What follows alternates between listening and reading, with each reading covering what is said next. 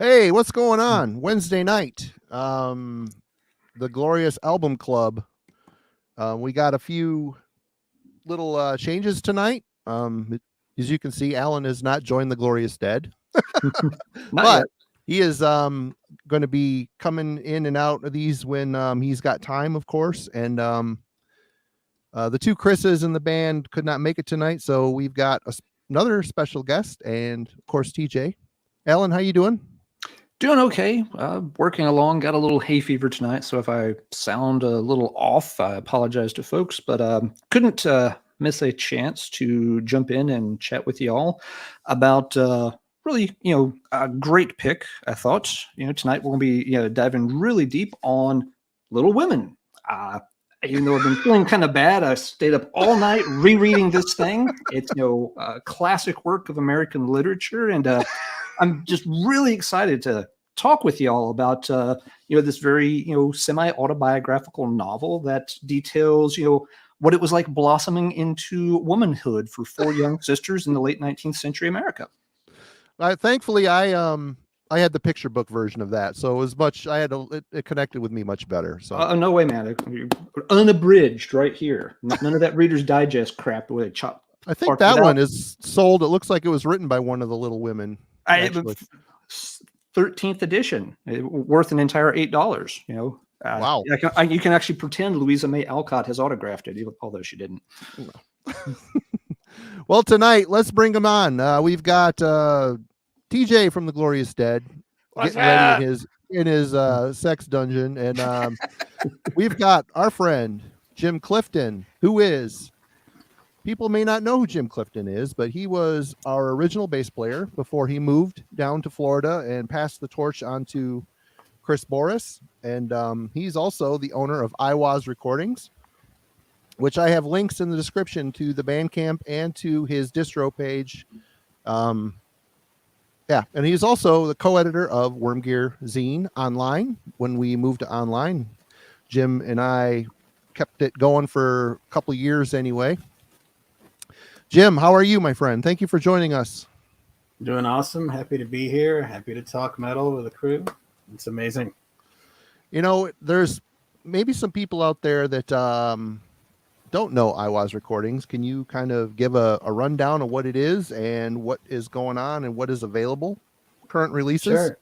Absolutely. I originally started Eihwaz with Marty, for those who don't know, as it was just an offshoot of Bindrune, doing more death metal and melodic death metal and dark death metal type stuff. And then, it was kind of becoming a distraction for Marty. So Marty kind of wanted to just focus on Bindrune, which totally made sense. So I kind of just took Eihwaz off on my own. So it's evolved over the years, kind of just basically just whatever I want to put out, whatever sounds good to me, and that is fits within my scale and my budget, and everything. So right now we're basically just a tape label, doing American black metal. We've got some crazy stuff like a band that sounds a little bit like Tragedy, called Wagner from Spain, and I did some work with Bindrune. We kind of did a couple like records where we split the bill on and everything, and we did the Glorious Dead 7-inch and stuff, and recently we've done Ado Anton, which is Obsequious vocalist is on it, and the guys from Vex are the musicians, and got some hopefully got some good attention for those guys to help them grow to something bigger. But so it's kind of, I kind of see Eihwaz as like a stepping stone for bands, to kind of get a little bit more known in the underground, and then they can kind of go to a label that has bigger resources from there. But hopefully we give them a little bit of attention, so that's what it's all about. Awesome. Yep. And again, anybody wants to check out the releases, it's all up on Bandcamp. Links in the description, and of course a link to the Eihwaz web shop. And yep, he's essentially the fifth member of the Glorious Dead, and Alan is the sixth member, he's going to be trying out on tambourine later for probably the third album. So yay, I've promoted from kazoo. Working my way up. That's right, working your way up. But tonight, everybody, we are here. The last time, a couple weeks ago, it was my turn to pick, so I picked this album, Rage Trapped. This is the band's sixth full-length album. Before we dive into our thoughts on this, I'm going to just run through my Wikipedia upheaval of information. The band started out in 1984 as Avenger. Rage is actually, I should probably note that Rage is noted as one of the big four of German power metal, along with Halloween, Gravedigger, and Running Wild, which, I guess I really didn't really know that. It was kind of interesting to learn that little tidbit of information. But anyway, Avenger started in 84 and put out a Prayers of Steel full length and a Depraved to Black EP in 1985. The band changed their name to Rage, as there was a band in the UK called Avenger. The main actor in every single Rage album has been P.V. Wagner, who plays bass and also sings for the band, big songwriter for the band. Rage has gone through 13 musicians over the years. The most successful lineup is known as the Refuge Years, with Manny Schmidt and Chris Ephimeniadis. What was that? Didn't catch that. Ephimeniadis. Epididymis. Yes. The band's been together for 38 years and has 25 full-length albums, and that's including the Avenger stuff, because PV considers the Avenger to be Rage, essentially. So, which I've never heard, but the Refuge Years, they came out in 2018 with the original three guys and did an album as Refuge as well. I don't know why they just didn't call it Rage, but they didn't call it Rage. But yeah, here we are, Rage. Let's start with Jim. Jim, were you familiar with this band at all before we got you on the hook for this shindig? No, for noise, obviously the bigger names, Corner, Old Voivod, Celtic Frost, Creator, and to a lesser extent, Running Wild, which you got me into, Marty. So, Rage's been completely off my radar, so it was a totally new listen for me, and it was exciting to check out something new, and you can never go wrong with a noise back catalog, so it was great to hear. How about you, TJ? No, I bought Perfect Man when it came out. And at the time, and I know I had talked to you about this previously, it was kind of a weird record for me. I really got into it really hard at the time. I listened to it a ton, and especially in those days, because it was either extreme or it wasn't for me, but for some reason, and I think it was the German connection, because PV does have, he's got a little bit of that, smear of destruction kind of flavor in his voice to some extent, and so I think that's why I glommed onto it at the time. But so Probably. I really got into that record. But after that, I just, especially for me, I've always been the kind of guy that I'd get into a record from a band, and then that was my thing until the next one came along, and I was like that for a long, long time. And so I hadn't heard any of this stuff, and I just kind of were off my radar for a long, long time. And, coming in when you picked this one, I was just like, oh, cool, because it gives me a chance to kind of see what came after. And, it's good. Sweet. How about you, Alan? Yeah, I checked out Rage for the first time probably in the early 90s and heard, some of their first couple of albums, which I always thought were okay, but a bit average. The band changed lineups on their third album. They went to a 3-man lineup. I'm pretty sure Wagner was the only guy that was left after the second album. And yeah, they definitely got better at that point. It was a very good lineup, kind of deceptively talented, and they didn't really sound like the typical 3-man power chord trio either, which was to their credit. They had their own sound. Their stuff's always been a little hard to get a hold of. While there's some maybe listed as like one of the big four with German power metal, I feel like it's a distant fourth place compared to the other three. Yeah, those other bands you mentioned get touted a lot more Yeah. than Rage has over the time. And some of that, even goes right back to their days on Noise Records. They were never one of Walter's favorite bands in his roster. He never did a whole lot of favors for the band or hyped them very much. So they've always, been sort of on the undercard when it comes to German metal a bit. But interestingly enough, as you said, they've got this ridiculously long catalog. I've checked, and I'm pretty sure they've got more albums out than any other German metal band from that era. The only one I could think of that came close was Sinner. But yeah, Matt Sinner's crew has about 19 studio albums. And even if you cull off the Avenger albums and, some of that kind of stuff, Rage has, at least 23 albums. So yeah, even though they've never had, the same kind of visibility as, say, Halloween or Running Wild, they've plugged away at it a lot over the years and built up a really big catalog. There's a lot of it I have never heard. Again, you don't really stumble across their stuff in the wild ever. But yeah, the ones I have heard, especially from this era with this 3-man lineup, yeah, they tend to be really strong albums that are very nice. Rage fits into kind of a funny little niche. They're not as fast as Halloween or Running Wild. They weren't as over the top heavy as Gravedigger. They didn't have the sort of slightly slicker, more commercial sound of Sinner. So they kind of occupy this middle niche right there between all those bands. So, and maybe that's worked to their credit. Maybe it sometimes held them back, because if somebody wanted the fast band, they went for one of the others. If they wanted something kind of crazy heavier, they went for Gravedigger with the really gravelly vocals. But regardless, they've kept putting out albums, so they must be doing something right. Yeah. Well, for me, it was the Doomsday News comp. And it turns out the first 2 Doomsday News comps have 2 different Rage songs on them. And I don't think either of those songs are on any other release other than those 2 comps. Because I went in and bought Secrets in a Weird World. Where is it?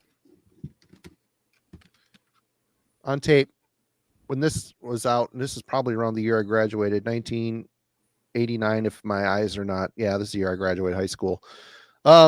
Then I ended up getting Perfect Man, which I also have here on vinyl. And Rage to me were, I think, well, we'll get up to all that, but Rage to me were, they reminded me, they had hints of Destruction vocally, like TJ mentioned, vocally. And they also vocally kind of, PV reminded me of the guy from Death Row. So I instantly like that sound and that style. It sounds completely German. And of the big 4 of the German power metal, they don't sound anything like any of the bands, which I think we can all attribute that to, like, the older bands tend to, back when we were kids, the older bands had they come up with their own sound. It's kind of been lost over the years. I think everybody's kind of fallen into the same gear and the same sound plugins and whatnot. But,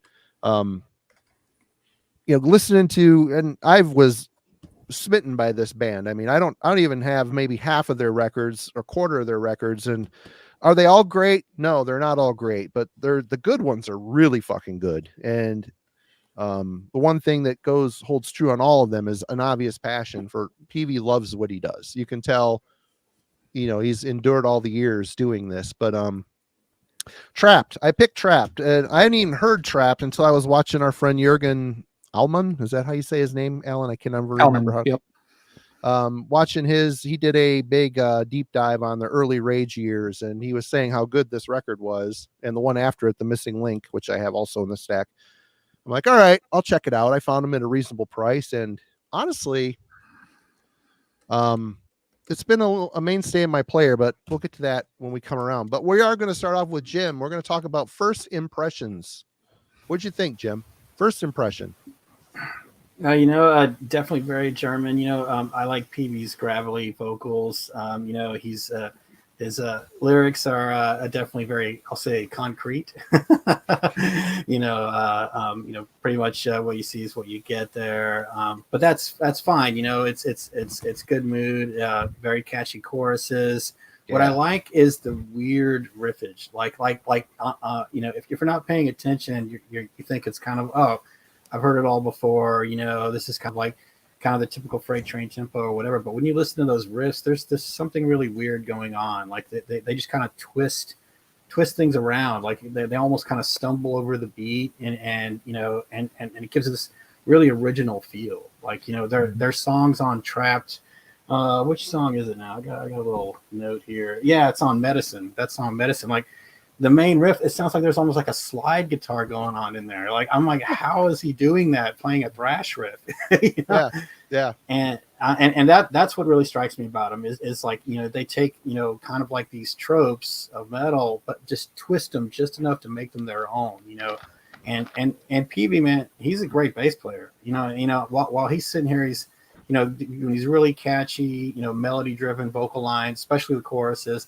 He's just noodling away on the bass, you know what I mean? And anybody that plays an instrument knows how difficult it is to sing and play, even if you're just riding the E to stay, it's hard, and for someone to sing that well and to play that well at the same time, I have nothing but respect for that. So yeah, I caught on to it, really quickly, Sweet. All right, TJ, same question. First impressions. I was really surprised. I was actually sad that I had missed this back in the day, because I had enjoyed Perfect Man so much, and this one didn't come out that long after. And for the time period, was it 92? I think it came out. Yeah, this came out 92. Yeah. I'm really sorry I didn't get it. I didn't see it. Didn't get a chance to listen to it. And again, you've all really kind of touched on my thoughts, Jim too, especially it's, the songwriting and stuff. It's so strong. And it's like, there's, 14 tracks on that record. I mean, it's just like how, and yeah, 13. It's like, yeah. And it's like, man, to have so many records with so many songs, it's like that, that's awfully prolific. And, I mean, I can write some songs, but man, it's just crazy. It's a lot. And it's like they definitely, they all kind of strike the same chord. They're always a rage song. You definitely, there's no mistaking, but it's like they're always so interesting. And the record, it was just so solid. And again, like Jim said, there's parts in there that, where the riffs stumble over the beat and stuff, but it's, it's all intentional, and it's just weird little things. And it's just like, what in the hell are they doing? And, it's just crazy, and it keeps it interesting. I was definitely, my first impressions this is really solid. This is really good. And, I'm sorry that I missed out on it back in the day. And I was glad that I could, because sometimes when they go back on other bands' catalog, sometimes I can't always get into them like I might have back then. And I definitely I enjoyed this a lot. It was tough to get through it over, because it's so long. So, and with, having to listen to stuff, through my day, sometimes it can be tough, but just because there's so many songs to listen to. But it was definitely, I was definitely pleased, for sure. Right on. Professor Steele. First impressions when I came across this album, one thing that stood out was every song is a little different from the other songs. They each kind of have their own character about them, which is something I usually like on an album. It keeps the songs from getting too repetitive or too samey. You've got, the, first song, has, kind of the Eastern, riff to it. Some songs are, definitely, faster, some, slow down. You've got the, kind of heavier, darker song later in the album. So yeah, it's a really good mix of things. I agree with TJ. It is a long album at 13 tracks, and that does make it easy to, miss things or, just completely, a track goes by and you didn't even notice it. But at the same time, that lets you go back, and as you replay it, you start discovering other things. Like I probably played this album 2 or 3 times before I even, caught that song Medicine that Jim mentioned a few minutes ago, just because, you get to doing something else, or you look away for minutes. It's like, oh, I'm on track 5. Wait, what happened to track 4? But yeah, it's a very good band, a very good album. And there's a deceptively good level of musicianship going on. When you're paying attention to it, you really do start to notice that, yeah, Wagner's a very good bassist.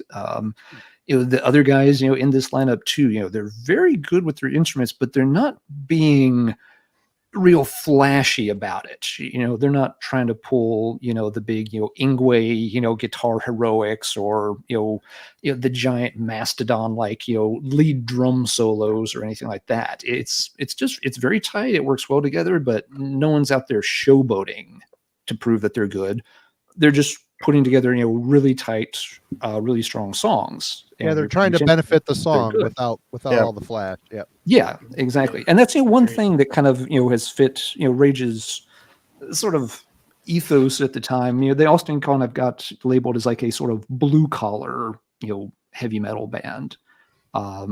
If I'm remembering right, and Marty, correct me if I'm getting this mixed up with somebody else, but I think PV had come from one of the more industrial areas in Germany. Music was a big escape for him. It was. Yeah, I don't know this for sure. I don't know their history enough.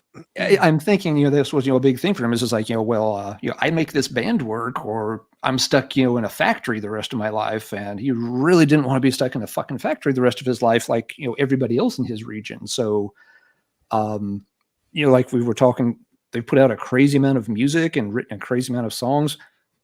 He was pretty highly motivated to keep this career going because A, he loved it, but B, he knew he didn't have a lot of alternatives. He did not like the alternative if the band ever folded and fell through. So yeah, it makes a really good impression on first listen, although I think you do have to listen to the album a few times to really start to appreciate everything they're doing on it. Just definitely.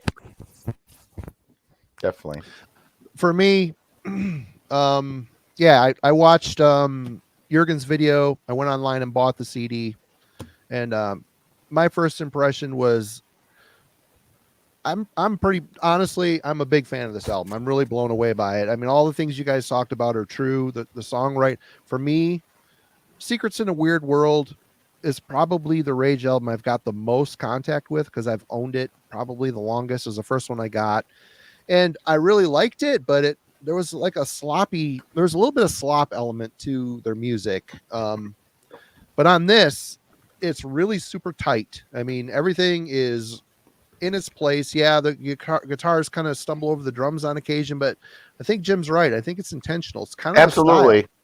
It's kind of the style. Absolutely. And, but I was instantly blown away at how I like the production of it. The guitars are really dry, but not in a bad way. It's just really tight sounding. And I love how that gives PV's range vocally. These choruses are fantastic, man. Every single song on this album has got a pre-chorus and a chorus that are fucking awesome. I mean, they make the whole, it's kind of like the German thing, if you think about it. It's always, Germans have been really great at writing awesome choruses, especially in this style. But I think with this album, and maybe one or two before it, Rage kind of emerged from being just another German thrash band to, I mean, there's some like groove metal elements in here. I don't want to say Pantera, but it is the 90s. Yeah. I mean, there's that really dry guitar tone. There's like some guitar riffs that are kind of chuggy, kind of like maybe Pantera, but I am not a Pantera fan. So I'm just going to say that. I'm not saying it as a bad thing. I just noticed there's some parts that are kind of groovy at times, but the heart of it is thrash, and it's really I put this on, and it takes me back to behind the old Cherryland Mall when I'd buy tapes. I'd just sit back there in my tape deck in my vehicle and listen to these things and drive around town, and it's just that era. It's that era, but the songs are so good. There is this. We'll talk about songs we don't like on here, but all the Rage songs I think are great, and yeah, that was my first impression. I was very surprised at how good it was. Yeah, man, it's this band is. I mean, I was saying to you earlier, it's like to me, there's like they have this vibe of this, hometown boys kind of band that got good and wrote their own music, and everybody comes to see. And when you pay for your ticket, you're happy you did it, and you get something good for your money every time. It's the music is solid. The songs are well structured. It's just all good. Even the stuff that's not even, there's a couple of tracks on the record that, were kind of fell flat a little bit for me, but only slightly. I mean, overall, out of all the tracks, it's like I enjoyed listening to all of it, Yeah. And so it's like even like the stumbling comment, it's just the way they, it's just a weird riff. It's just a weird riff, and they made it work, because the first time you hear it and you're just like, it sounds like one of those goofy things you play when you're trying to jam, and you play something screwy, and it's like, that's out of time, that don't work, but they're like, no, man, we'll put a beat on that, and then they put it in the song, and they definitely, by here at sixth release, they've definitely really kind of come into their songwriting chops. There's no kind of stumbling around or whatever. They've got their formula down. They know what they're doing, and and then being 92, they're reaching out and trying to touch some different audiences, but still being Europe, being Germany, it's what they got over there and has been. So I don't think they were as worried about it, say, as a lot of the American bands at the time that were struggling against the, the wave of grunge and the, all that other stuff. So they could still kind of count on local support and whatever, so, but yeah, but it's just definitely just all solid stuff, man. Yeah. Mm-hmm. Hey, Bales, any comments before we move into the next little talking point here?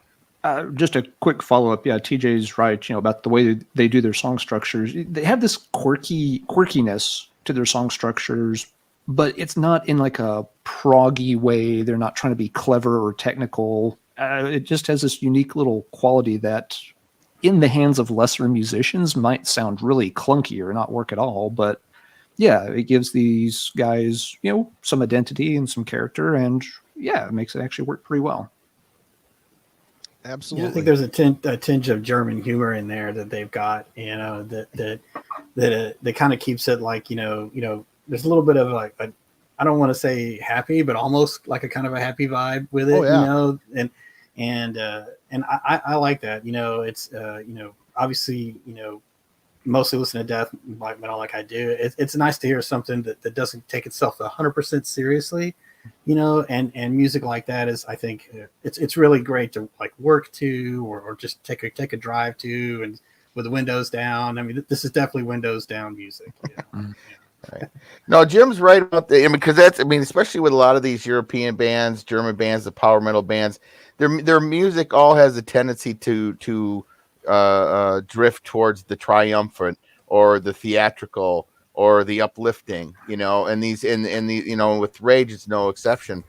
And it's definitely kind of an element that you can find in so much of the, European power metal style bands and stuff. And it's the, most of these tracks are kind of, fist in the air, kind of, pumping away and, just, yeah, kind of that. And even the songs that aren't necessarily like that, it's still in there. It's still just got that vibe, And that whole thing has been a real big change of pace for me. I burn out so hard on black metal, it's not even funny. And I've circled back around to power metal and older thrash, and it's been refreshing. It's been really refreshing the last couple of years during this time for sure. But all right, the style, we all kind of know what it is, but how do you relate to this form of metal? Where does it sit in the pantheon for you, Jim?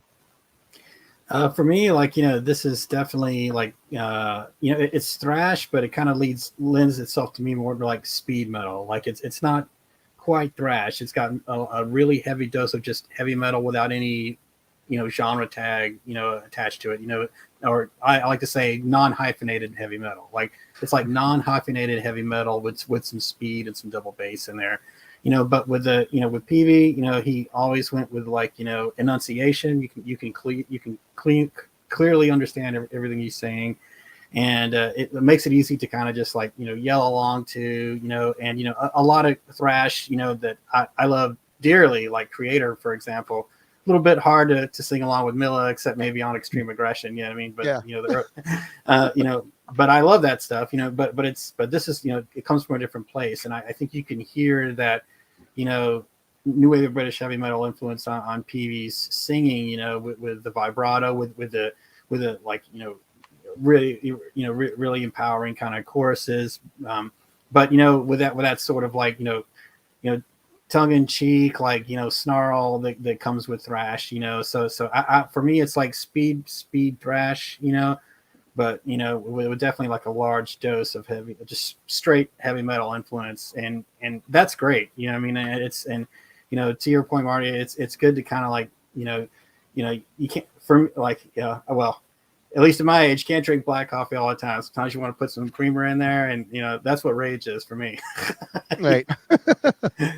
So yeah, you know, but you know, when they get like kind of somber, like on this, there's that song "Not Forever, Dude," which I think is like that one, and, you know, and "Baby I'm Your Nightmare" are my two favorites. Yeah. And you know, "Not Forever, Dude," that song's freaking mournful, and you know, it just like has just a really killer vibe to it. So, you know, like to Alan's point about, you know, no two songs sound alike on this album. That's completely emblematic. Those two songs, it couldn't be more different. One's mournful and slow, one's fast and aggressive, and, you know, but both of them have like a really emotional energy to it. So it shows you that when, you know, PV and the rest of the crew are, you know, like say, hey, for a second here, we're going to try to take it down. We're going to grab your attention. You know, we're going to show you that we can be emotional as well. They can pull it off. They've got the chops to do it. And more importantly, they got the songwriting skills. You know, and you know, there's a theme here we're talking about tonight. That technicality, they've got it, but it's always in service of the song and not the other way around.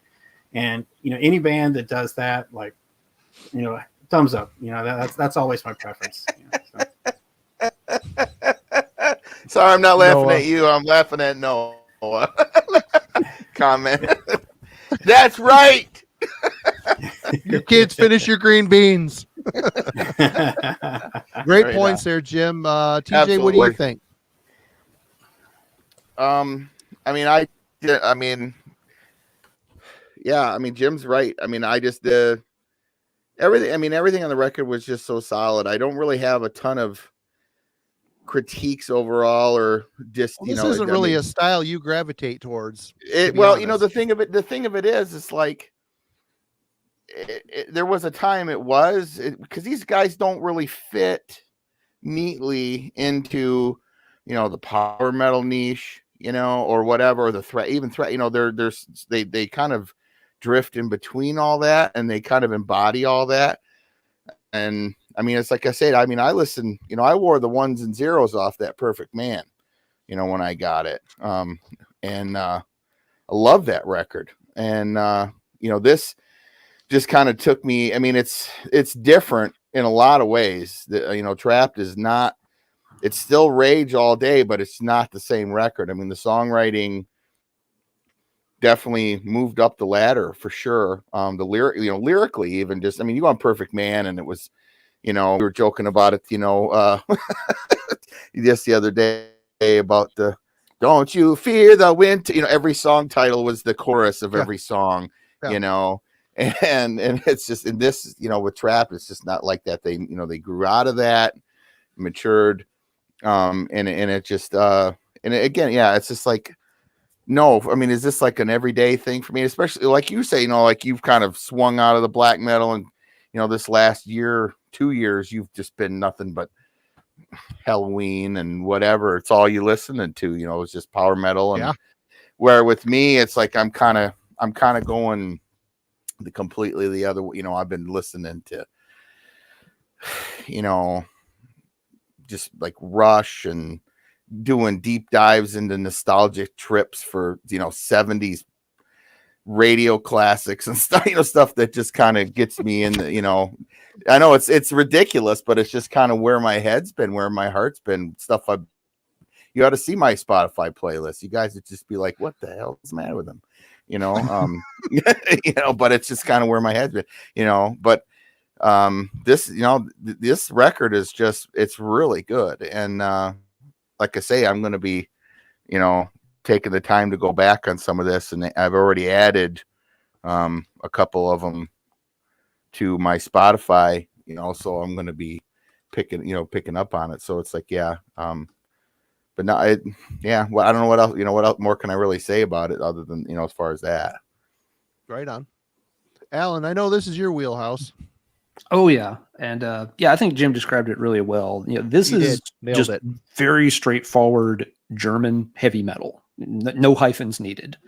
Yes, the band can lean into speedy territory. They can lean into thrashy territory, but I've never really thought of Rage as a speed metal band or a thrash metal band. Maybe on the first two albums with the original lineup, they might have come much closer to those labels. But yeah, once you get to Perfect Man and this particular lineup, they just sit right there in the pocket. They can use those different styles when they want to, but they are not going to consistently just churn out Agent Steel paced speed metal or Metallica or Destruction thrash grooves. It's not their style. They're just a very kind of classical, stereotypical German heavy metal band.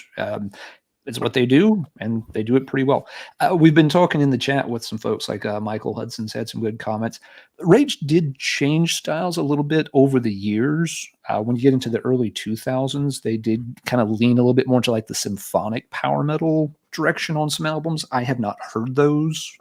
I can't comment intelligently about them, but there have been some variations over time. Again, those first two albums definitely have a different sound to them than where they ended up on the next batch of albums. But this one, it's just really good, solid German metal. No hyphen. Don't they have one record that they recorded with a symphony? There's one. Yeah, it's this one. Right on. And there's also some on the one after it called Ghosts. Right on. Okay, yeah, because I was reading something about it. Yeah, for me, like I said, this has been, thrash, speed metal, heavy metal was my wheelhouse when I came into this music as a teenager. And living in that realm again, I never left it, but, I got preoccupied by death metal and then really bad by black metal over the years, and now back to death metal again. And it's been really nice being in the heavy metal frame again. I don't want to feel downtrodden or oppressed or sad all the time. I want good guitar playing. I want songs that cut and have a beginning, middle, and end, and good hooks that I can remember.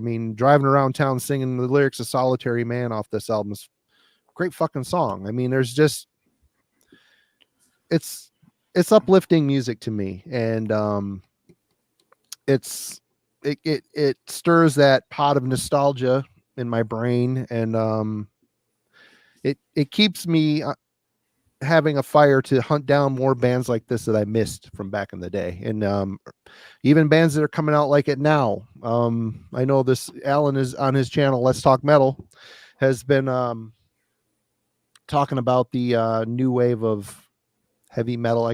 What do you call it, Alan? The new wave of traditional heavy metal. Heavy metal, and some of that shit's killer. Yep. There's so many.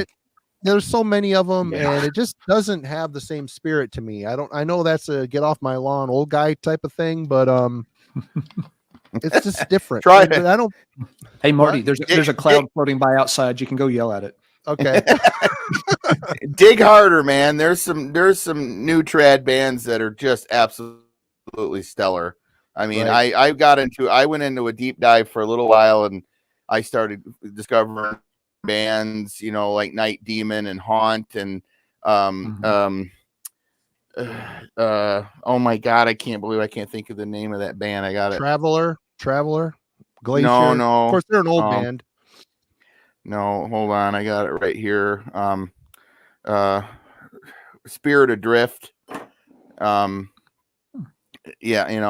Just killer.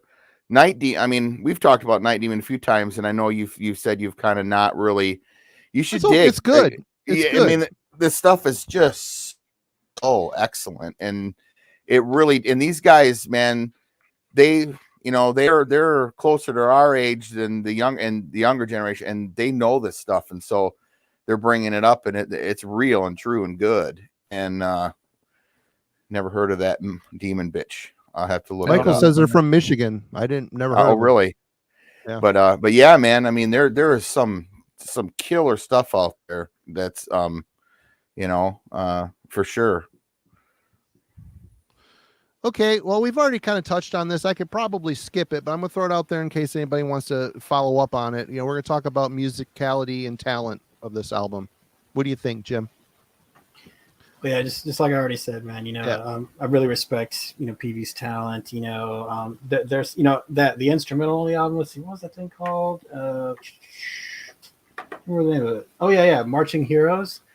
Man, there's some really cool stuff on that. It almost sounds Voivod in parts, which I was really surprised to hear that. And then and then there's as it gets near the midsection, he just does that kind of bass player stomp where it's like bow, bow, bow, and it sounds kind of simple, but the guitars are doing crazy shit in the background. So all together, it just sounded really cool and weird and unique. And they allowed themselves, when he stepped back from the mic, to just kind of go nuts for a second. But instead of it just being like a shred fest, they're not just like doing scales all over the place. They just chose to go weird, So I definitely recommend for anybody that hasn't listened to this album yet to check out Marching Heroes.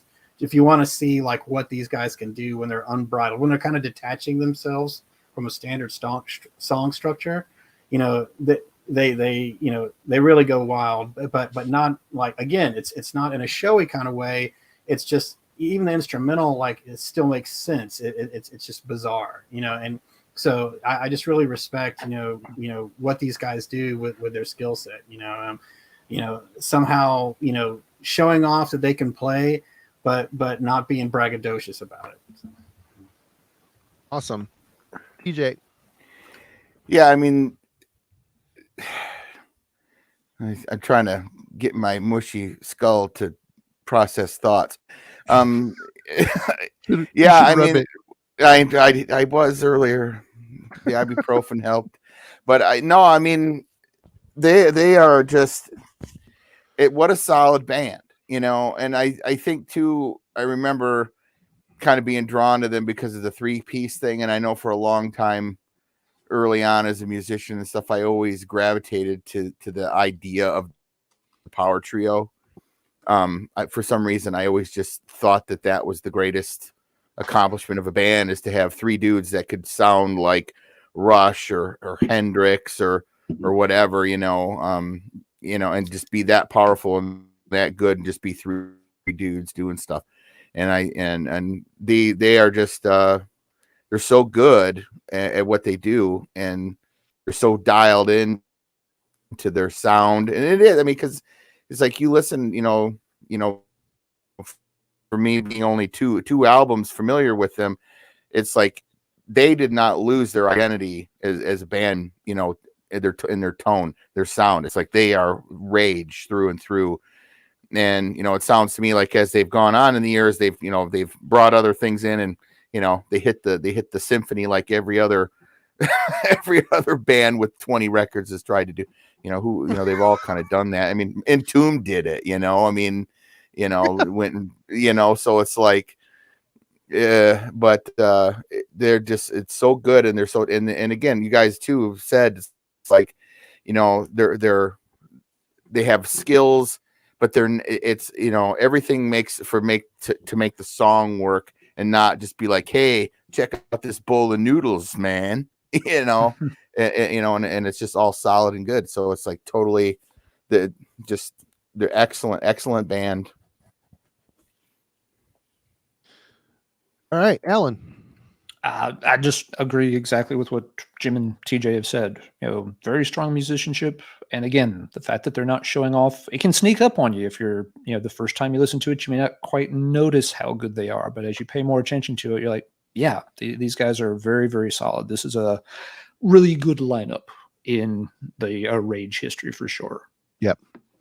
Yeah, I'm going to reiterate. I mean, for me, the songwriting, they improved. I mean, I like the early stuff.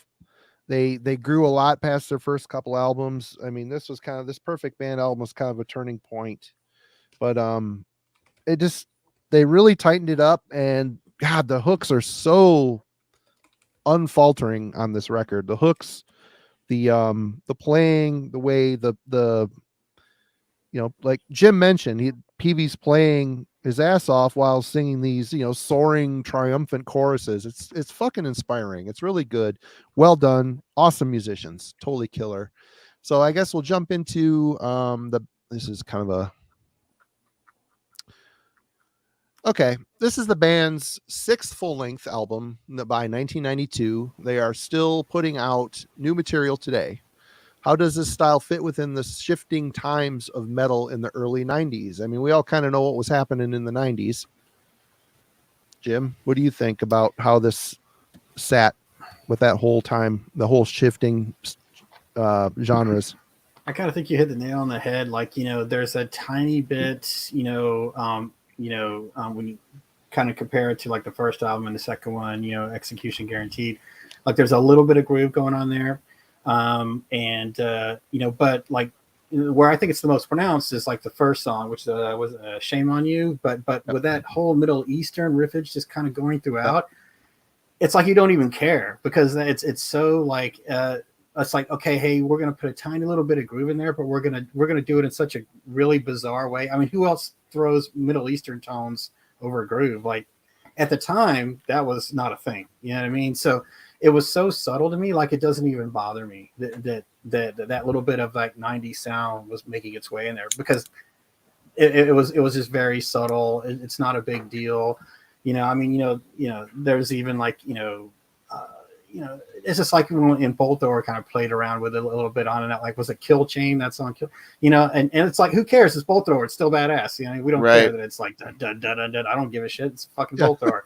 It's kind of how I felt about listening to Rage. Like the little bits of groove is like, oh, it's cool. It's fucking sounds cool the way they do it because they put their own twist on it. You know what I mean? Right.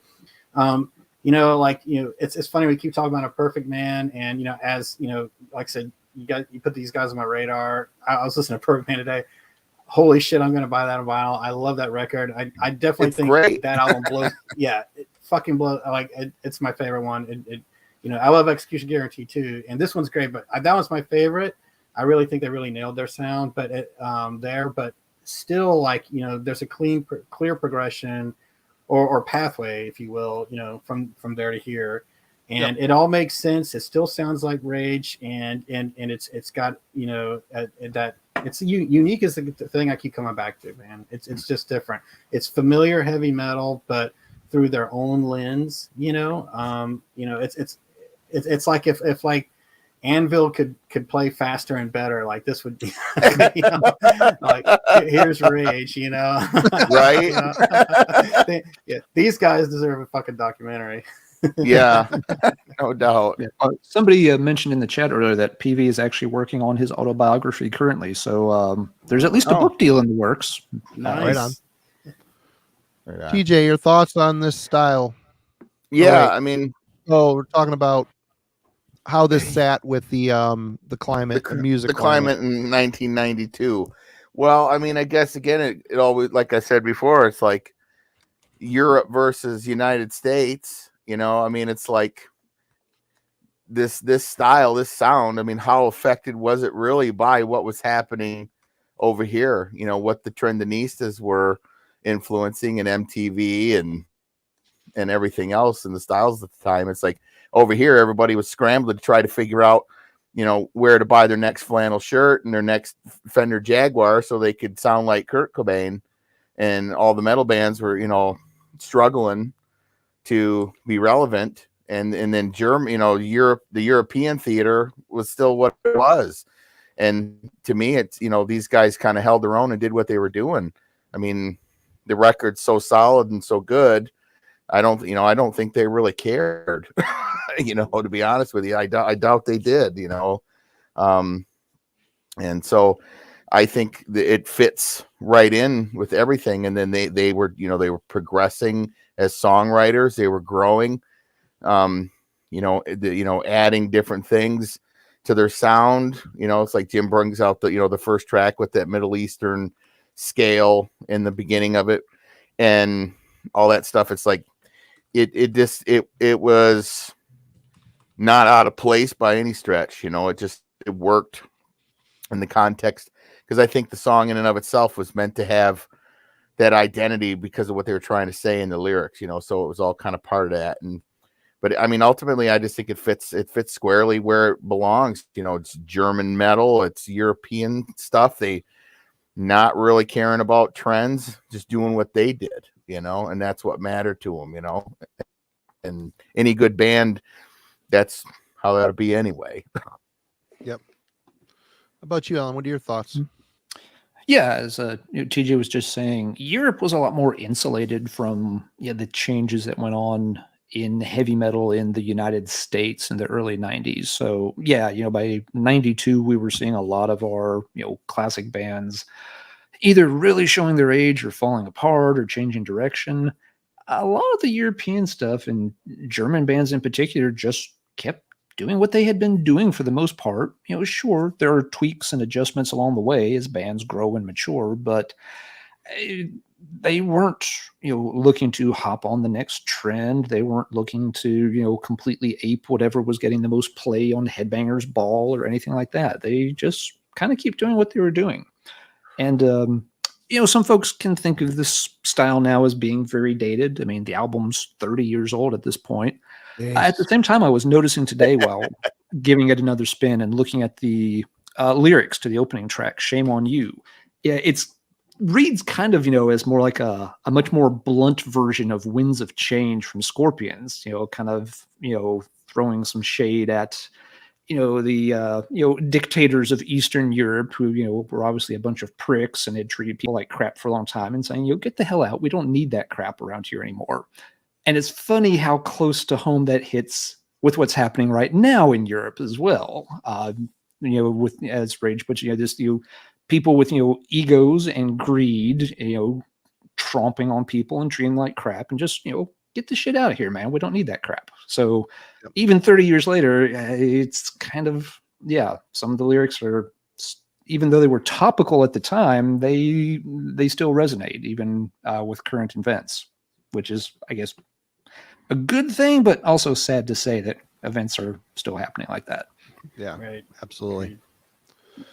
Well, for me, I think we need to really pay attention. Yeah, TJ mentioned grunge happening. I don't know exactly what year that hit. It must have been early 90s.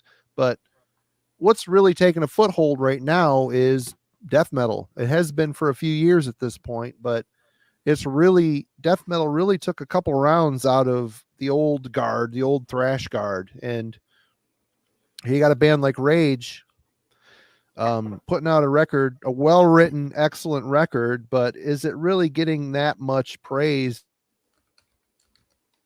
in a day when Entombed and Unleashed Member and Bolt Thrower, all the bands in England, Carcass, all these bands are coming out, putting out these, they're taking intensity and extremity to the next level. And here's bands like Rage.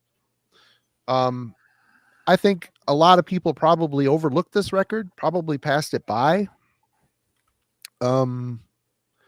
I probably would have. I did. I mean, I obviously did. Of course, it was a noise release, a later noise release, so it's probably didn't get that great of. I never saw this album in the shops here in town in Michigan. Never. Yeah, I probably never made it here. This would have been a super expensive CD to buy, probably as an import. But so there's that. I mean, there's a band that's really putting out some quality material. Of course, I mean, all these bands do, which we're going to talk about this in the next one. In fact, let's do that. Let's get into that because I think this bleeds into that. Let's talk about longevity. I mean, Rage, they've got 25 full-length albums. They've been active forever, 36 years. This is a band ever as vital as their youthful beginnings. How do you feel about the band that is still fighting the good fight? What do you think, Jim? I think, it's sad to say, and I hope this isn't my elitist hat getting put on. I think that most bands, not all, put out their best material in their earliest years and then kind of start to fall off, but there are some that buck that trend, for instance, Immolation. I fucking love Immolation. Their discography, to me, it's just crazy. I can listen to any Immolation record and I love all of them. Obviously some more than others, some less than others, but But like, I think the last two Immolation albums, the latest, Acts of God and Atonement, I think is for me, one of the greatest death metal albums of all time. Good. I absolutely just completely stunned by that record every time I listen to it. So there are bands that buck the trend. I think that most bands struggle to kind of keep the fire burning. And I don't think it's necessarily due to like a lack of ideas. I think that as you begin to change and age, and your life just becomes wider, and it's harder to kind of get back to that same sort of youthful intensity of emotion that drives you to pick up that instrument in the first place. And so I think it's difficult to overcome. Yeah, you forget, or and maybe it's life throwing us a ball in there, so because those feelings kind of fucking suck, man. I haven't gotten deep enough into Rage's later discography to say whether I think it's great or not. But I do think for the most part, it's harder for them to kind of keep the fire burning. But that said, if you can keep it going, if you can keep putting out records and you're doing what you love, man, more power to you. Even if the quality sucks, man, if you love what you do and there's an audience for it, don't ever fucking stop. You know what I mean? It's a what better way is there to get paid, and to like create something and have people embrace it. Right. Agreed. What do you think, TJ?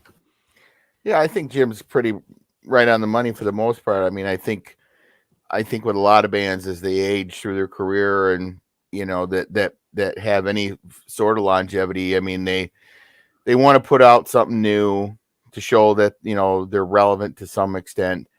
I mean, you take a band like Journey, they go and they get that Parnell kid, and they put out a record not too long ago, and nobody really cares about that. I mean, the diehard fans buy that stuff, but then when they go on the road, what do? They play the hits, they play the classics. That's what everybody comes to see. That's everybody wants that stuff from them. Then, like Jim says, you have the bands that kind of are the exception, where they can still dig deep and bring relevant stuff out even after 25, 30 years, and still really, really just touch on stuff that's just so powerful and so creative, while still staying true to what they're doing without spinning their wheels. I gotta say, a prime example of this is the new Halloween. I know people have been rolling their eyes right now. Don't fucking care. The new Halloween album. I mean, I thought their last batch with Darius had been great, but when they put this one out, it raised the bar. I mean, here's a bunch of old dudes fucking crushing, writing an amazing album.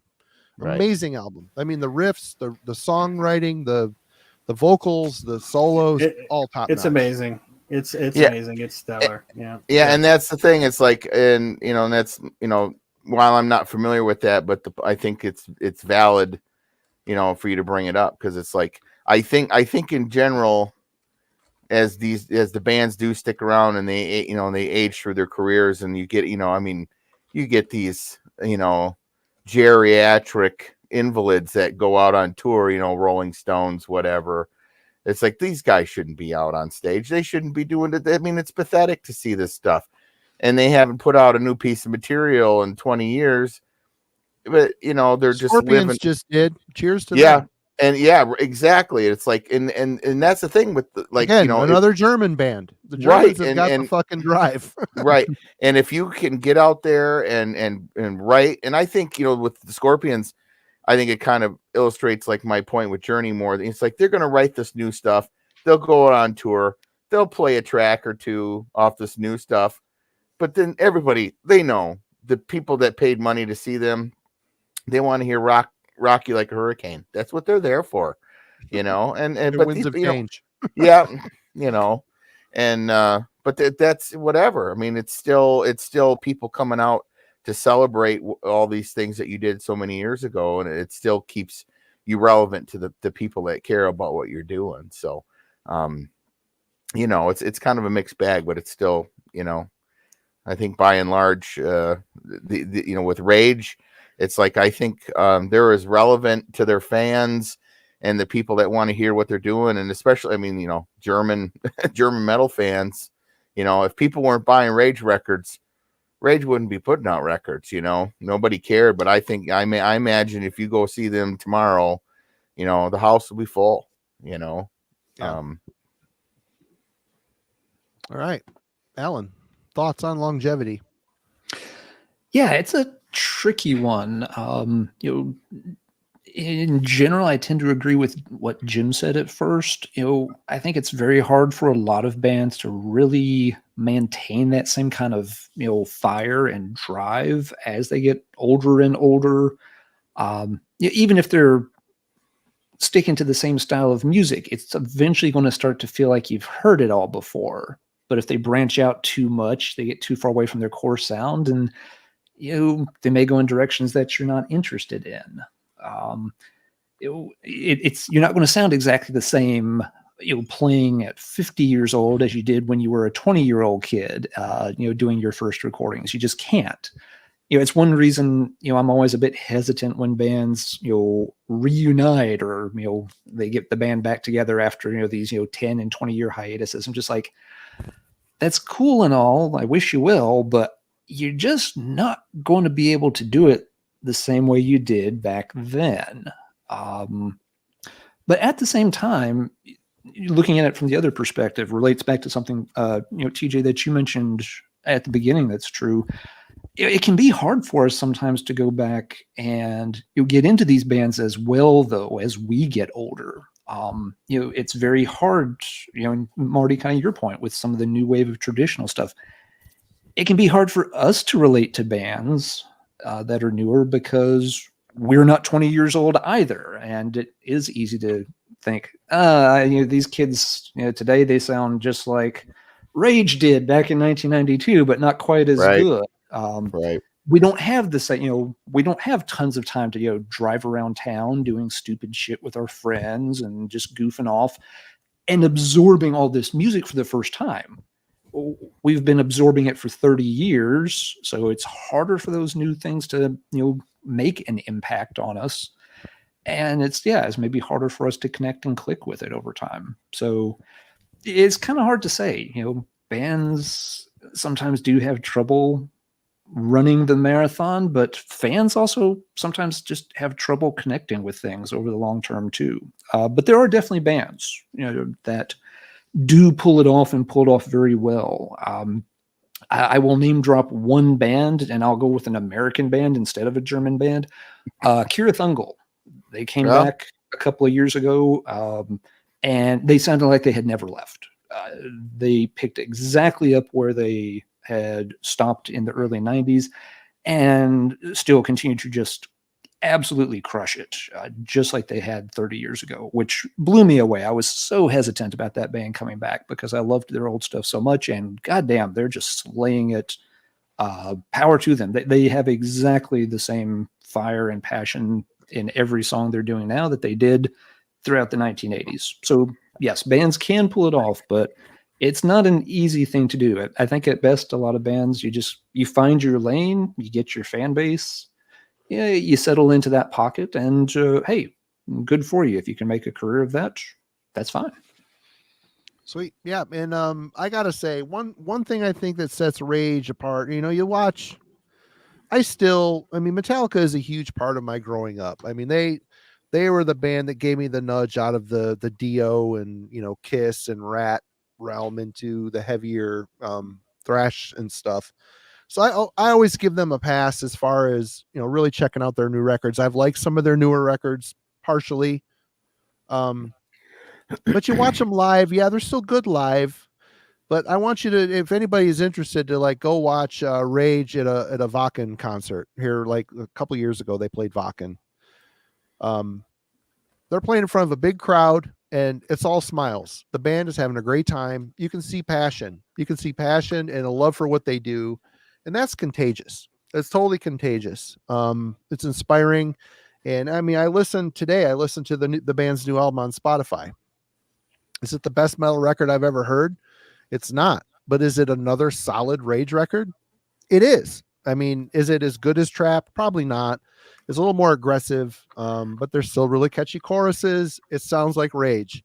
And if it turned up in a store, I would buy it and I would listen to it. I wouldn't feel bad about it. And for that, I mean, a lot of bands, I think, just I've talked about this a lot too. And I'm sorry, everybody, I repeat myself, but like when Jeff Hanneman died, everybody's like, Slayer should quit. Well, what else are they going to do? This is all they've done since they were kids.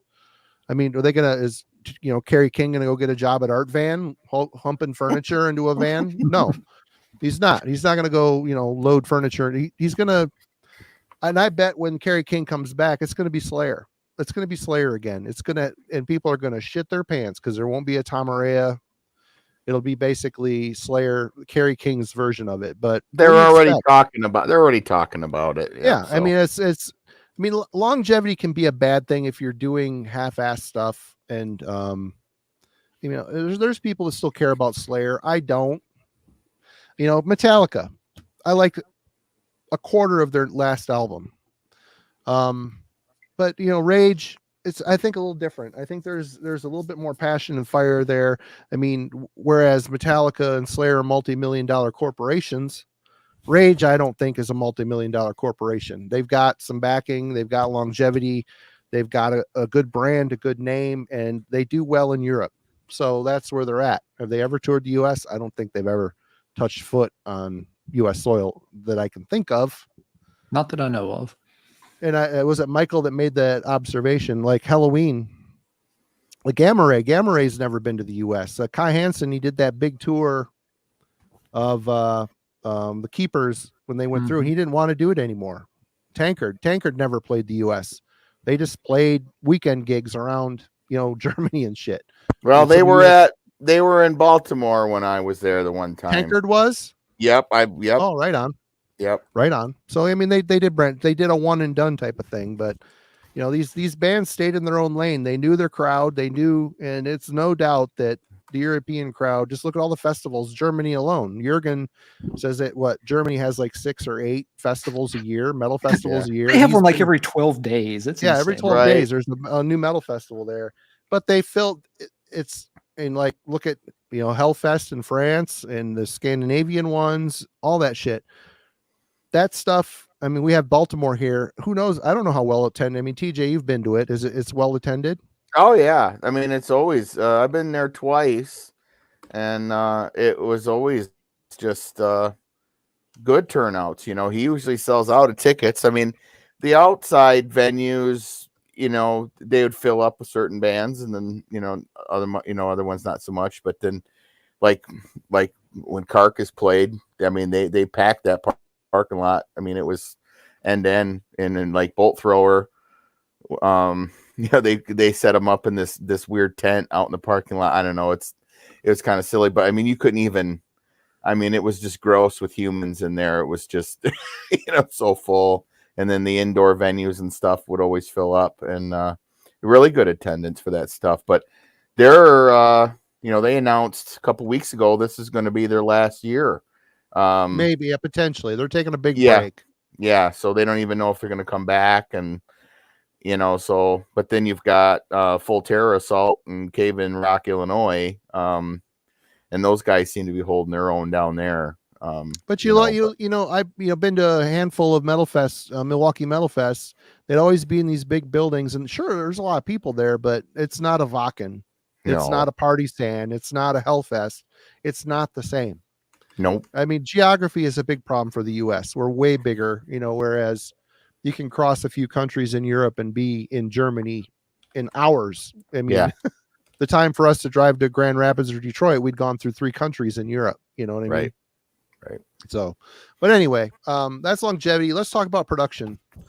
Jim, your thoughts on the production? I love any album that I can hear all the instruments where something's not buried, and that's one of the things that immediately stood out for me on Trapped is I can hear the bass, I can hear the drums, I can hear the guitar. To your point earlier, Marty, the guitars are very dry sounding, and in any other like environment that would kind of bug me, but I think it really blends well with PV's vocals. Like it just somehow like the dryness doesn't bother me. Oh no, yeah, me either. I think just because of that graveliness, the that edge that PV has to his decidedly melodic but still like gruff tinged vocal, like it just works. I do think I prefer the guitar tone on Perfect Man and Execution Guaranteed more, maybe even the first album, because it's really mid-rangey on the first album. But at the same time, like it's not offensive. You know what I mean? I think that when you take it as a whole, especially with that really cool mid-rangey bass tone that's allowed to push through due to the dryness of the guitar, there's balance. And so I think especially in the 90s, there was kind of like a lot of a compression going on, in production and stuff. And even though there's some of that here, it still sounds like German metal to me, and not trendy at all. But yeah, the tone of the guitars, like I said, maybe not my favorite, but in terms of the Rage discography as well, but with his vocals, like it actually helps push them more, and they kind of ride on top of the mix. And maybe if they were a little bit drawn out some more, or a little wetter in tone, maybe you couldn't get like those nuances of PV's vocals as well. So a decent choice, I think. Yeah. TJ, production. Well, it's always good when you can listen to an album and not be distracted by any kind of weird crap in the overall production of it. It's a solid sounding record all the way through, and I think these guys know their tone. It's like you compare it, my two comparisons being this and Perfect Man. It's like there's an obvious growth in the way they produced it and put it together and engineered it, and it sounds good. I really didn't find the guitar tone to be that distracting. I thought it fit fine. I thought it fits. good. I'm just saying it's dry. It reminded me a bit of Pantera dryness, Yeah, I mean, I guess I can't say that I noticed that myself, but and again, it does kind of, rather than like a guitar tone that's buried, I think they understand that this kind of music is driven by the guitar more than the bass. So the bass wasn't blaring over the top of everything, but it was still a part of the music, and it was really well balanced and thought out. I think I mean, just overall, it was just good. Everything blends, everything's there. They definitely, delivered an excellent record by all accounts. Alan. Yeah, I agree with what Jim and TJ have said. Everything's balanced pretty nicely in the mix. Everything, you can hear it clearly. Nothing's buried. Nothing's muddy. Yeah, there's maybe a little bit of the guitar dryness, but I agree with TJ. It's not enough that it bothers me, and I really dislike the dry guitar tone that was so predominant in the mid 90s. The Pantera sound. It's one of the main reasons I don't like Pantera. Is nothing against his ability as a guitarist. I just hate that tone so much with it being so bone dry. I never could get into his playing because of the tone of it.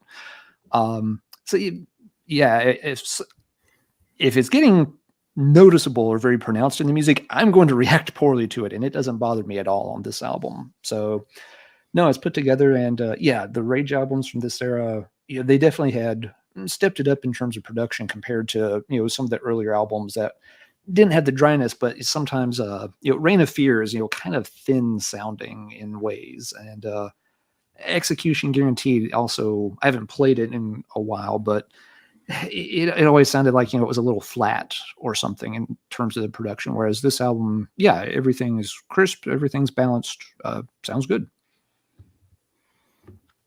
Yep. I mentioned the dry guitar tone as it was a negative thing, and it isn't. I think it's cool to be able to hear everything. I mean, the guitars are crisp, and they've got a lot of punch and attack to them, which I love that. And it really, really highlights the hooks that, all those little weird intricacies that they throw in, like, the whole Middle Eastern thing, which we've all mentioned, and, just all these amazing hooks and really interesting, tight, palm muted thrash style, picking style.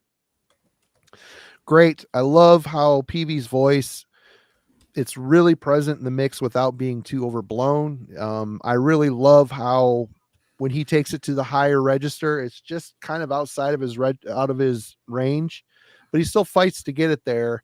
And that really gives his vocals a lot of charm. And it's just everything on here, like Jim said, you can hear everything. And you can, and TJ said, you can sit down and not be bothered by anything. And it's refreshing. And I think it's a great production. And during an era when everything was going to Boss, HM2 pedals and detuned to B or A standard tuning, it's refreshing. I think it's really good. And we're going to go to artwork. Jim, what do you think about this artwork? I think it's pretty cool. I know we keep mentioning A Perfect Man over and over, but A Perfect Man's artwork blows this one away. But but I do love that cover so much. I mean, that is just complete badassery right there, man. But having said that, I still think it's cool.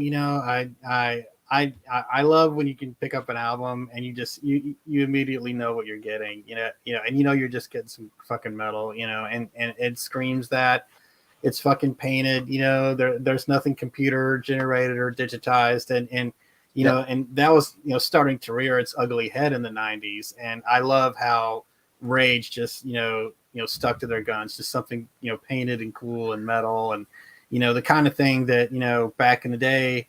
And yeah, I don't give a fuck. I can date myself. I have white hair, but, I'd pick up albums based on the cover, man, and this, had I seen this in a CD shop, I would have picked this up on the cover alone. So yeah, good stuff. TJ? Yeah, Jim's sentiments are pretty spot on. I mean, I don't know. I think I like this one equally as well as Perfect Man, but Perfect Man just strikes a different form to me. It's just such a different piece of art. Again too, this is in a time when bands could really deliver. When they were putting out a cover, it was either going to be a heap of shit, just something that the record label put together, or they were going to be something really spectacular. And it's a really cool cover.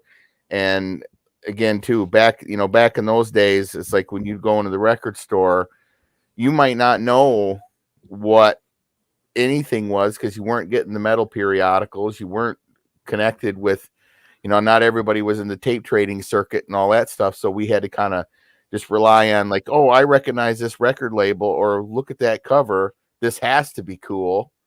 Now, granted, there were moments when that didn't work. You'd pick something up and be like, oh no, this sucks. But there were failures. Yeah, for sure. They had a cool graphic artist and just a shitty band.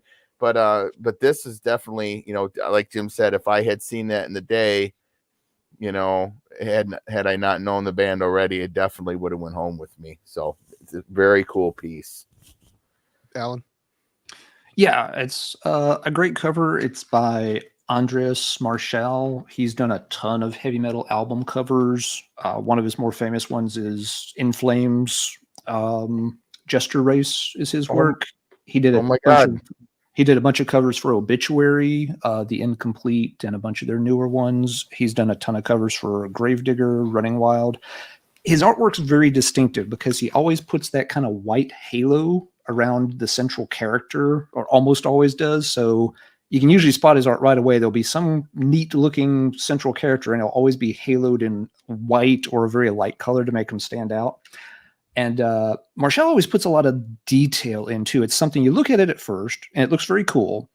And then when you really start looking like in the darker areas, which looks like just generic background at first, you start looking in there and he adds tons of little details throughout the artwork. You see it on a lot of the Obituary covers. You see it on all these German power metal covers that he did. So yeah, it's a classic Marschall piece. They always look really good.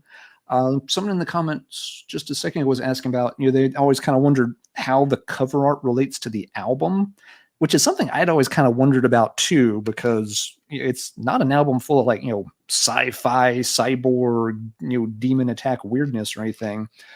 And again, while I was, replaying it the past few days and paying a little more attention to the lyrics, reading through to it, there's a theme on this album that's sort of mankind being trapped by technology. that, just, things within the modern world, our reliance on technology, on speed, on digitization, on medication has kind of, trapped the human race, and that we, kind of need to put that stuff maybe at a little bit of arm's length to, make ourselves happier and better once again. And so I'm thinking then, maybe that's what the cover is trying to convey, that you've kind of got something, a person here that's trapped by this big, techno cyber demon Borg looking thing. And so that's my guess on how the cover art kind of relates to the title of the album, and then also ties into the lyrics that kind of run a theme through a lot of the songs on the album. Awesome. Yeah. And I got to say, it's the last album in a while in the Rage discography that's actually really killer. I mean, you look at some of these other ones. Yeah. Oof. Mhm. Yeah.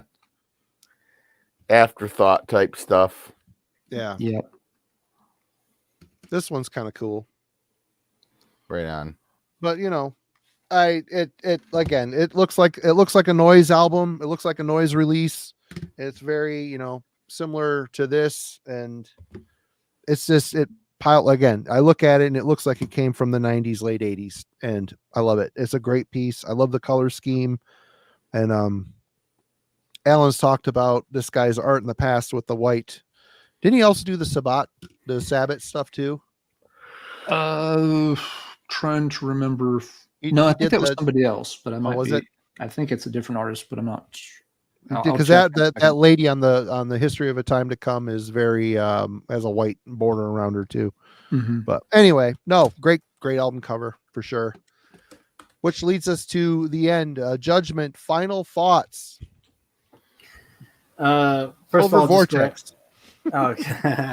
First of all, gratitude, Marty, for inviting me to the show, and also putting these guys on my radar. It's been a joy to experience a noise band that I literally hadn't heard at all, and I definitely I'm going to be adding their not all of their stuff, but some of their early stuff. This album and A Perfect Man and Execution Guarantee definitely to my collection. This is really cool stuff, and Alan nailed it. Like every time you listen, you hear something else, and every time I listen to Rage, and this last week, I hear something else in a song, and it just makes me like that song more. Or a song that didn't catch me the first time, it catches me the second time or the third time, and that's when you've got something special, man. When you keep coming back to a record and you hear something else, and the love starts to grow. You know what I mean? I found in my years that something that catches me right away, unless it's really spectacular, usually the flame burns down.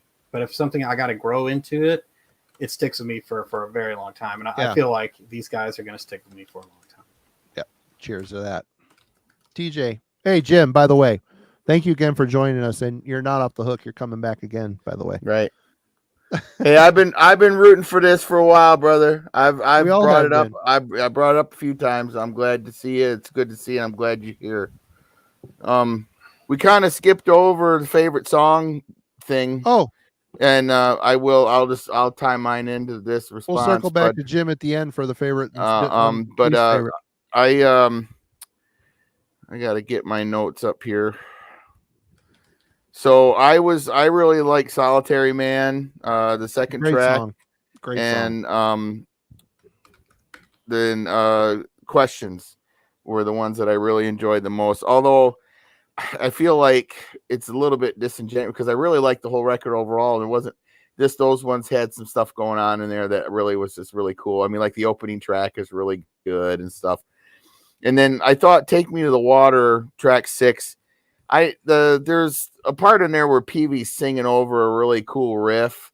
And he's kind of walking all over that. It's like, but it's only one part of the song. The rest of the song is actually still really cool. But I think it's like the only thing I could kind of really like. I guess I don't like that, So, but overall, my final, again, this is another one I want to add to my collection. I've got 3 new CD cases up there I need to start filling. So, but definitely, I'm glad you picked this one and it was cool. to get back, listen to these guys again. I hadn't listened to any of this stuff in any Rage in such a long time. It's definitely cool. Jim, we're going to bounce back to you real quick. Favorite and least favorite songs on this? As I mentioned earlier, my two favorites, and I can't really decide which one I like better, are Not Forever and Baby, I'm Your Nightmare. Baby, I'm Your Nightmare is That's fast. a cool fucking song. It's a cool song. It's badass, dude. Just like that hook, Baby, I'm Your Nightmare. Yeah. It's really cool. It's got also those sinister keyboards in it, Yeah. which they don't do a lot of that on the song, but when they do, it's like well placed, and so that's a really, really cool track. And Not Forever, like I said, it's fucking mournful metal. It's not doom. It's mournful heavy metal. You know what I mean? And you don't hear a lot of that nowadays. You got to go back to the old days to hear that. You got to go back to Dio and Heaven and Hell and stuff. But that's that same kind of vibe. That's sort of like Sad Wings of Destiny metal sadness. So I'm torn between those two songs. And I would say probably my least favorite. I think I gotta go with probably the same as TJ, the Take Me to the Water, man. The weird rapid fire vocal he's doing over the riff was just it kind of takes me out of it. I'm like, what's happening here? Yeah. But that's Rage, man. They don't give a fuck if they want to be weird. So it's I can see myself liking it more listening to it because that's just kind of their attitude. They don't give a shit. So right. Alan, final thoughts and favorite songs and least favorite songs. Sure. Final thoughts. Really good album. If I'm doing like letter grades or stuff, this is the kind of album. It's a strong B+, 8 out of 10 kind of album. Which that's the kind of album I want to keep a physical copy of on my shelf for sure. Favorite songs. My favorite song is definitely track 3. Enough is Enough. It's them at kind of their, catchiest, bounciest German power metal. Really like that track. It was the first one that jumped out of me the first time I heard the album. Baby, I'm Your Nightmare is another really, really good one on there. I like that song too. I mean, it's, lyrically, it's got, the creepy stalker, vibe that's of course been done in tons of songs from, The Police to Queensryche to everybody else. It shows them kind of a growth though with the band. When you go back, just like their first album, they had a song called Chaste Flesh, that literally includes, and it's again the same kind of thing. This guy's, attacking this woman sexually, and it's like got a line like, "I give you my rod of meat," and it's just like, I don't care if English isn't your first language. You can do better than that. Come on. And then you've seen them, do a song that's kind of, similar in terms of the subject matter on this album, but, approaching it, from, a much, stronger standpoint, with the concept and the lyrics. And it's just a, well put together song in the first place. Least favorite, the Take Me to the Water is one that, there's a hiccup there for sure, kind of in the middle of the track list. One other one I like a lot, a third one that I think is really good. No one mentioned Body Talks is a song that's really, really good on here too.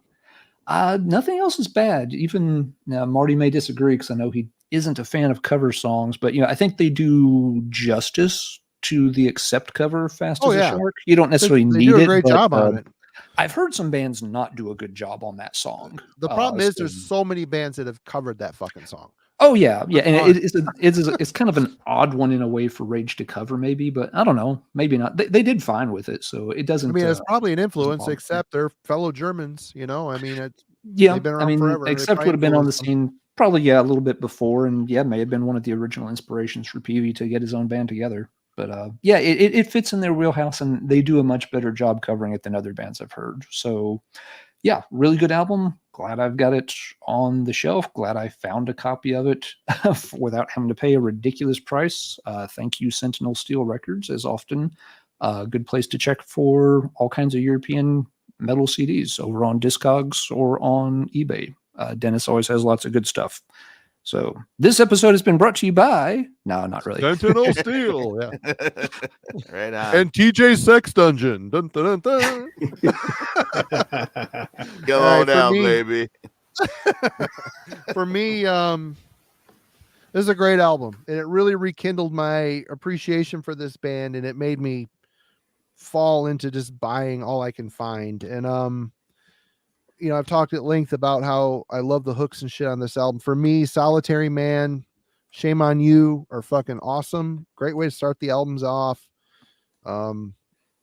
Medicine is a really good album, a song, really catchy. Baby, I'm Your Nightmare. There's no denying it's just a weird twist. You don't really, when that first Baby, I'm Your Nightmare, that hits, it's like so unlike the rest of the album. It's like kind of cool. It's like, wow, that's interesting. It's really super catchy. It's stuck in your head. Least favorite, I'm gonna say Fast as a Shark, just because I'm not gonna sit here and say that they did a bad job on it, because it sounds great, but it's not needed on this album. There's 13 songs on here. They did it the second to the last song on the album. It's kind of a distraction away from a pretty solid, run of good fucking songs. I mean, I really don't need it. I heard it, I listened to it, I like it, I know the song, I've got the album. I just didn't need it on here. I didn't need to hear it. But other than that, what a great fucking record. And also, I will recommend the album after it, The Missing Link is also a really good album. Is it as good as Trapped? I think it might be a slight step down, but it's still the three dudes. I don't think a lineup changes happened yet, but this is also a really solid record. Again, there's 13 fucking songs on here. There's a shit ton of songs on here, but great band. And I want to thank everybody for hanging out with us tonight and doing this. And TJ, it's up to you tonight to choose what the fate of our next glorious album club will be. Well, I was telling you earlier, I've been really thinking I got a list of stuff, and then Alan came on, and I think he upped the bar, and so I've decided that the complete poetic works of Milton shall be our next review. If there's no pictures, I am not participating. Well, my Marty, we'll copy, get you a coloring book version, okay?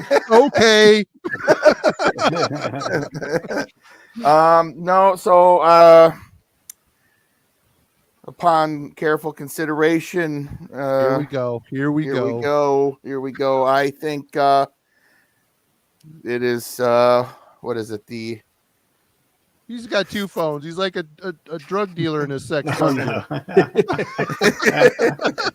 I have many processes that I am working through. So we will be listening to The Congregation by Leprous. Okay. I believe that's their third record, I think. No, fourth Leprous. record. Leprous, right? Leprous. They're Norwegian, correct? Yes. Ishan's former backing band, etc., and so forth. And it's got that really badass drummer guy. Yeah, and and he's been on a great bunch of stuff. Yeah, excellent singer, and this they've gone through some stylistic shifts, and they're more of a kind of a art rock, avant-garde metal now. I think this record is like near the beginning of where they really kind of transition out of the metal, more hard metal stuff, and into the now it's very avant-garde. I've only dipped my toe into a couple of tracks by this band, been pretty blown away by some of the stuff. The singer, what's his name? Einar. The guy is incredible. So emotive, and I haven't really taken the time to listen to a whole record yet. So I thought, well, you know what? It's on my list. So here we go. You're welcome. So we're going to try to get back next week and on next Wednesday and do this. Jim, you're more than welcome to join us if you'd like. Alan, you're more than welcome to join us, of course. So you have your homework. All right. Leprous. Have you heard any Leprous, Alan? I have not. I was just looking I at have it no on Metal Archives over here. I'm not familiar with that one at all. Yeah, I will see. I don't know if I can join next Wednesday. I'm got 2 final exams to give that day, so I'll either be completely burned out and doing nothing, or I'll be running, screaming to the microphone to get away from 300 or so papers that are going to have to be graded. Oh man. We shall hope see. to have you both. It's been a great time. Thank you so much for hanging out with us again, everybody. It looks like we've got TJ's tech issues all ironed out. Jim, of course, you're a natural at this. Thank you so much for joining us. And Alan, of course, my compadre, my partner in crime. It's been awesome, a lot of fun, and we'll see you all on Friday. I think Dreadful Rick from the Dreadful Minutes is joining us. And what are we going to be talking about? We are going to be talking about religious imagery in heavy metal. Rick Nice. wanted to do something that tied in a little bit with Easter, having just gone past. So expect to see a lot of albums and band photos that feature temples, cathedrals, churches, and all that kind of good stuff. That will be our topic. And before we sign out, Marty, just wanted to say again, thanks for letting me join in tonight. Jim, TJ, it's really nice to get to hang out with both of you for the first time. And Absolutely. I think this episode went really well. The 4 of us, started out and hadn't worked together, and the conversation flowed, and it's kind of like, we were, 4 little girls that blossomed and grew into womanhood. We're not little girls anymore. We're little women. Something in my eye. Hey, before we go, I want to say too that I couldn't figure out how to comment on the chats, and I did catch one person had mentioned checking out that band Eihwaz. I already saved it to my Spotify. I want to check it out for sure. And that Johnny Touch is somebody told you, but I've actually listened to those guys. They're really cool. You should definitely it's a weird name, stupid name, but it's a cool band. Definitely worth the listen. Oh, you got me and Alan, since we're both so you can we can respond to you guys have to open up another YouTube window and actually go to the video and type into the chat that way. Got it. Okay. No Sorry, problem. that's just I don't know. No. Let us do a reading from Milton. So wise he judges if we fly from pain. Oh, whatever. We'll get one of those pop-up books from Marty where he can pull the little tab and it'll show God throwing Lucifer down off the cloud. Right. Nice. Get thee behind thee, Satan. Anyway, Okay. Everybody, thanks a lot. We'll see you Friday at 9:00 and hopefully next Wednesday if the planets align. But cheers to all of you. Thank you so much. Heavy Metallurgy, check out Eihwaz Recordings. There's links in the description. If you need a Heavy Metallurgy t-shirt, link in the description. Artwork by our friend Nate Burns, and our friend Aaron Carey actually came up with a very killer second Heavy Metallurgy shirt design idea. So that'll be coming soon. Anyway, cheers to everybody. Y'all have a great night. We'll see you later. Good night, baby.